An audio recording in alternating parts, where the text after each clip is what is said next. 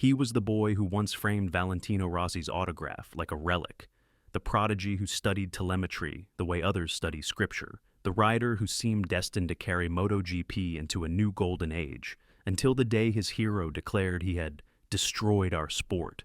And now, in 2025, that sentence echoes louder than the rev limiter of a Ducati at full lean, slicing through a decade of brilliance, controversy, and saves that defied physics. Because behind every victory lap and record-breaking sector lies a truth the sport never dared to confront. Marc Marquez didn't just rewrite the limits of a MotoGP bike. He rewrote the limits of forgiveness. How does a rider go from worshipping Rossi's late-breaking ballet to becoming the very force that shattered their bond? How does a single rivalry fracture an entire fan base, recalibrate the moral compass of the paddock, and turn every overtaking attempt into a referendum on legacy? And most of all, what happens when the greatest talent of his generation chases the ghost of the man who no longer believes he deserves a place in the same history?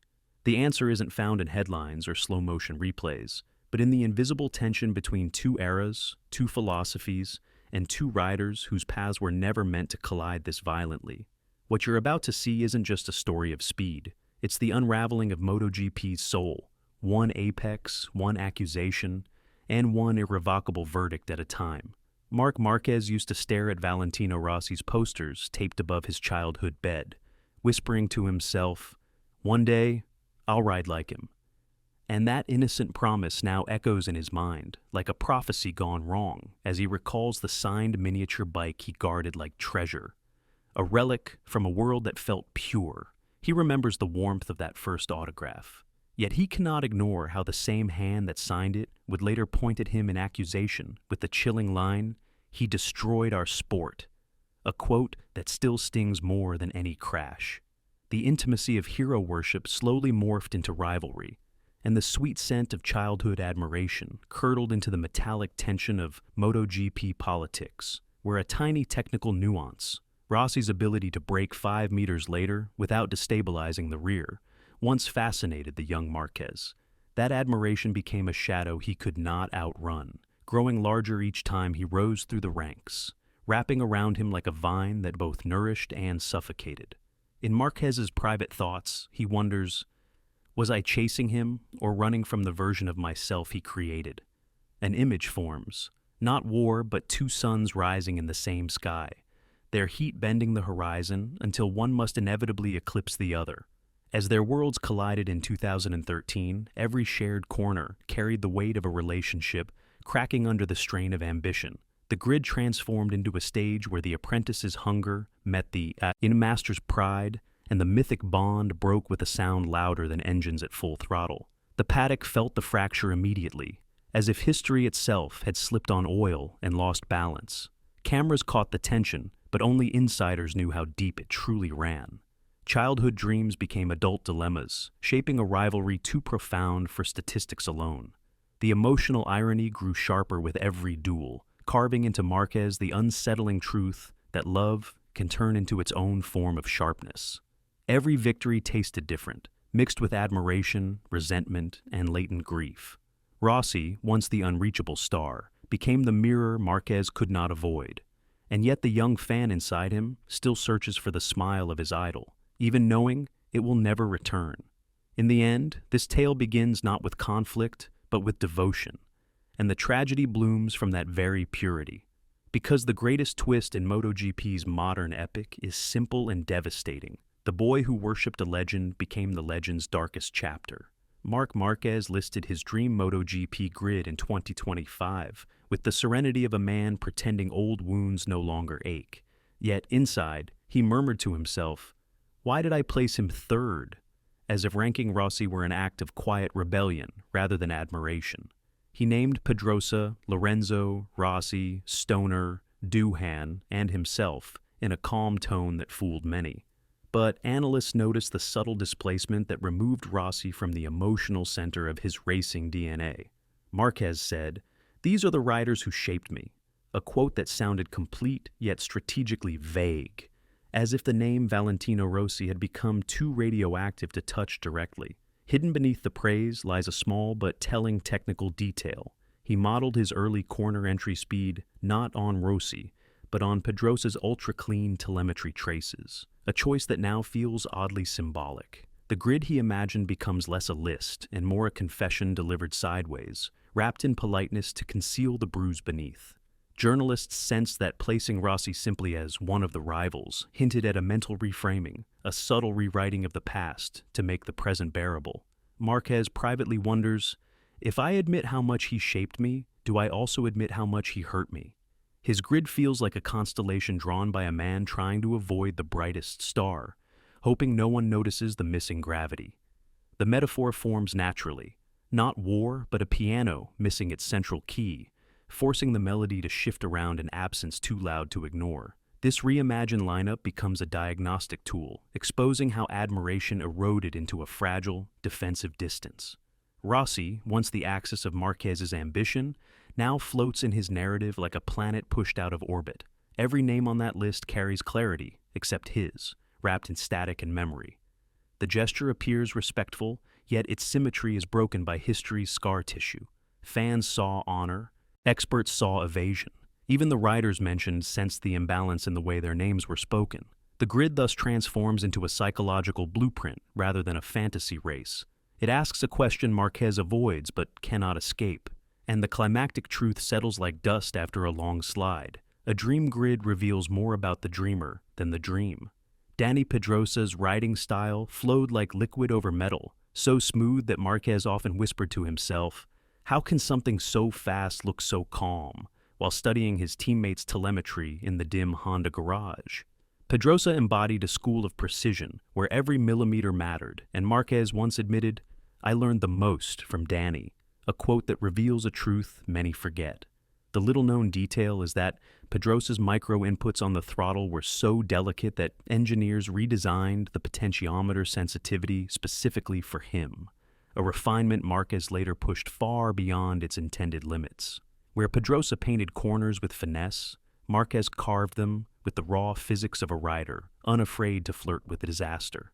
This contrast birthed a stylistic duel inside one rider's body, as if two philosophies were wrestling for control of the same throttle hand. Rossi's elegance represented a lineage of racecraft shaped by timing, deception, and flow, an art that seemed to breathe on its own. Marquez, by contrast, turned the bike into a slingshot of consequence, relying on front-end saves and violent lean angles that strained the laws of traction. He often wondered, am I improving the craft or breaking it? But the question lingered unanswered in the hum of pit lane generators. Watching them, one could see not war, but a violin bow dragged across steel, producing a sound both beautiful and unsettling. That tension between elegance and aggression became the unseen fuse of later conflicts. Every near touch between Rossi and Marquez carried the residue of incompatible technical DNA. Sepang 2015 wasn't just emotion. It was the inevitable collision of two riding philosophies heading toward the same apex. Argentina 2018 felt like the final proof that technique itself can provoke misunderstanding. Pedrosa's ghostly smoothness contrasted violently with Marquez's unpredictable lunges. Rossi sensed it and mistrusted it. Fans saw chaos. Insiders saw a style born from conflicting legacies. Each race magnified the contrast until the paddock felt divided into eras, and the climax arrives quietly yet powerfully. Their rivalry was written not only in emotion, but in the very geometry of how they touched a corner. Valentino Rossi walked into Sepang 2015 carrying the weight of suspicion, repeating to himself, "This can't be real, not him." Yet every lap that weekend tightened the knot inside his chest, as if fate were pulling threads he could no longer control. His post-race accusation, "Marquez is playing with the championship," detonated across the paddock like a truth people feared to articulate, reshaping the emotional geometry of MotoGP overnight. The little-known technical detail was that Marquez's sector times in Australia showed irregular mid-corner roll-offs inconsistent with tire conservation, a nuance only engineers whispered about in closed debriefs. When turn 14 arrived in Malaysia, the moment felt both spontaneous and tragically inevitable, a choreography of resentment and proximity that ended with Marquez in the gravel and Rossi staring into a void he had never known. Fans saw contact. Insiders saw a relationship suffocating under the pressure of legacy. Rossi's internal voice murmured, "I lost him the moment he stopped seeing me as the reference," a confession never spoken publicly. The penalty that followed, demoting him to start last in Valencia, was official justice but emotional devastation. Marquez insisted, "I did nothing intentional," a quote that echoed through garages filled with crossed arms and lowered eyes.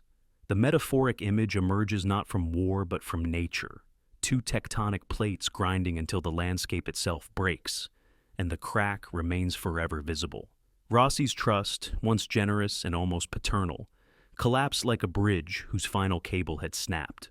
Lorenzo won the title, yet the victory felt overshadowed by moral ambiguity. The paddock sensed something irreversible, as if MotoGP's center of gravity had shifted off-axis. Fans chose sides, rewriting friendship into mythology. Engineers felt compelled to defend data with trembling restraint. Commentators struggled to describe what could not be quantified. Every boo Marquez later endured began here, echoing Sepang's ghost. Every handshake refused by Rossi grew from this single fracture. Every future controversy carried Sepang's fingerprints. And the climax of this chapter still chills the sport. Sepang wasn't just a race. It was the moment MotoGP's heart split in two.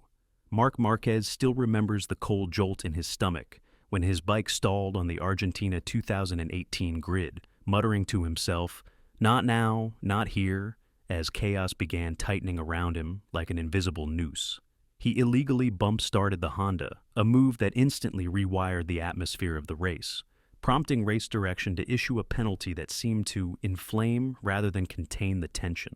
A little-known technical detail reveals that the clutch temperature spike from the stall compromised his initial traction control mapping, making his subsequent aggression even harder to predict for those around him. Marquez carved through the field with a speed that felt more like desperation than brilliance, brushing elbows, nudging lines, and unsettling riders who were still searching for grip on a half-wet circuit. "I never try to make someone crash," he later insisted, a quote that sounded increasingly hollow as replay angles multiplied. Rossi, feeling the vibrations of danger behind him, thought privately, "He's lost the thread of the race, and he'll take me with him." When the collision came in the slippery right-hander, it felt like the climax of a storm years in the making. Rossi slid into the grass with a mix of rage and disbelief, as fans gasped at the surreal inevitability of it. Marquez's ride-through penalty did little to soften the emotional impact, as Yamaha mechanics later blocked him at the garage door during an attempted apology. The paddock stiffened, sensing a breach that went deeper than a racing incident. The metaphor rises naturally. Not war, but a tower clock struck so hard it shifts the rhythm of the entire town. Rossi then unleashed the line that would echo across a generation, proclaiming, "He destroyed our sport. He has no respect," sealing his verdict with a scar etched into public memory. Journalists felt the weight of those words like a verdict passed on the era itself. Fans roared their approval or disapproval, splitting grandstands into tribes. The incident became MotoGP's emotional epicenter, a point to which all debates returned. Engineers murmured about brake pressures and lean angles, but no data could soothe the wound. Marquez looked haunted in post-race interviews, yet unwilling to concede narrative ground. Rossi looked tired, furious, and heartbreakingly certain. The tension in the paddock thickened like humid air before a storm, choking any attempt at reconciliation. And the climax of this chapter remains unforgettable. Argentina 2018 wasn't just controversy. It was the sentence that redefined the legend of both men. Marc Marquez extended his hand toward Valentino Rossi at Misano with a hesitant breath, thinking to himself, maybe this is the moment it all softens. But the silence that followed felt colder than any crash he had ever endured. Rossi didn't move, didn't blink, didn't yield, and that refusal carved a line through the paddock more sharply than a front tire slicing into apex rubber.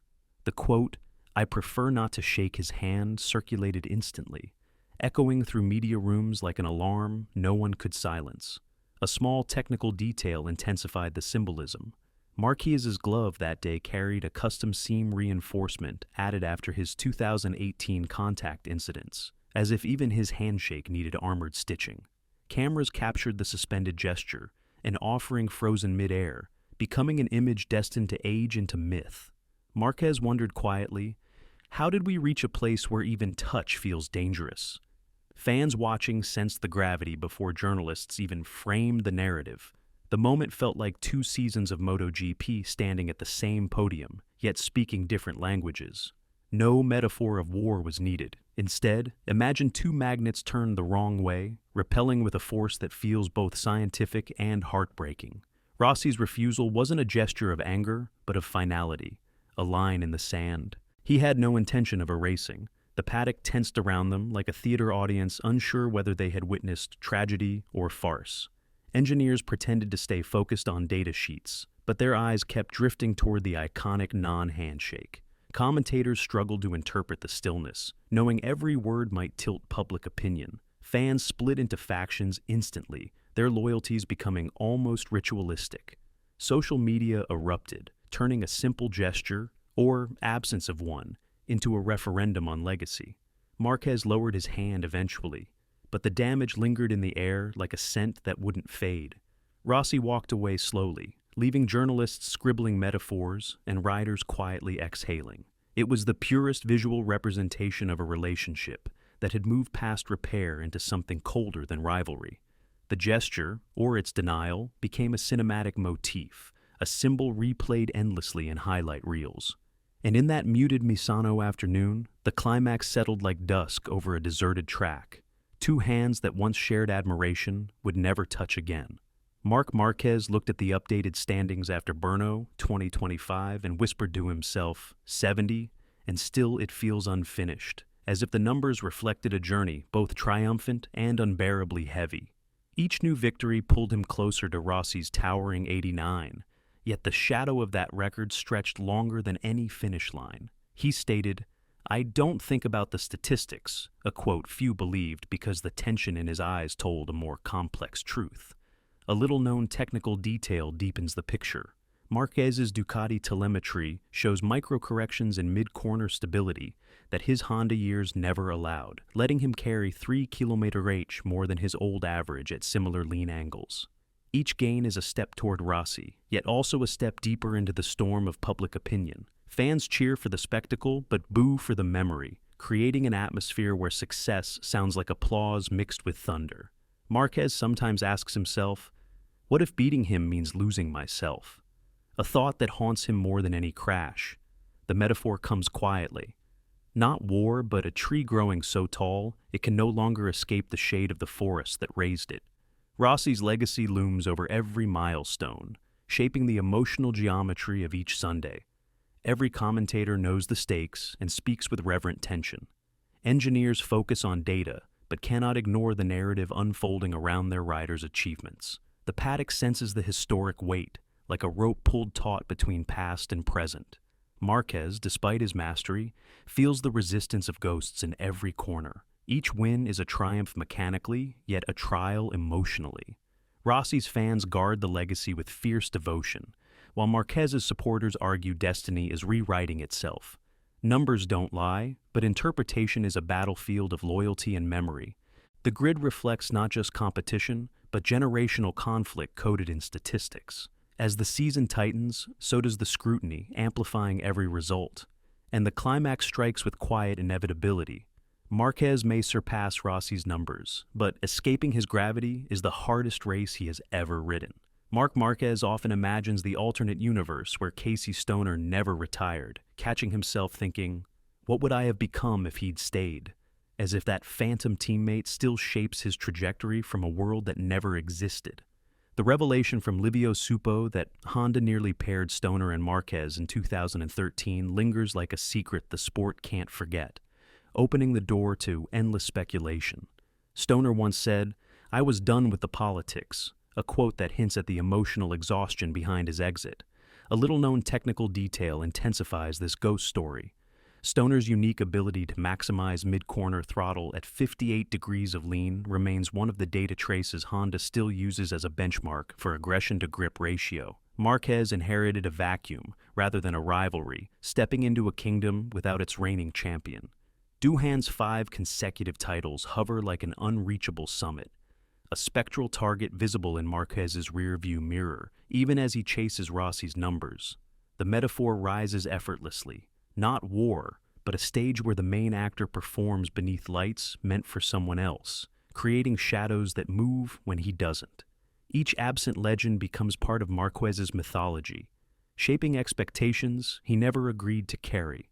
Rossi battled ghosts from the past. Marquez battles ghosts who never materialized. Fans speak of what would have been, with a tenderness usually reserved for lost heroes. Engineers talk about stoners and do-hands data, with a reverence that borders on superstition.